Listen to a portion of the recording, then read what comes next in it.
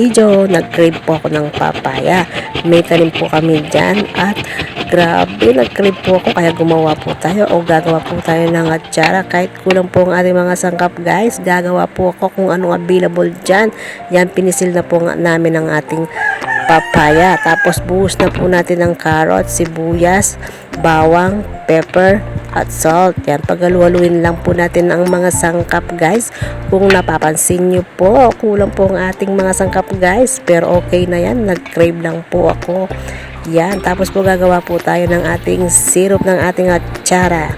Yan, meron po yan water, suka, luya, onion, garlic, pepper, and salt. Yan, pakuluin po natin mabuti. Tapos po, pag nakulo na po siya, ilalagay na po natin sa ating sinangkapan na atsara. Yan na, uy, sarap niyan guys. At eto na nga guys, nakagawa na po tayo ng atsara. Yan, nag-crave lang po ako for today's video guys. Napakasarap na po yan kahit kulang po ang kanyang sangkap. Yun lang, see you on my next video. Thank you.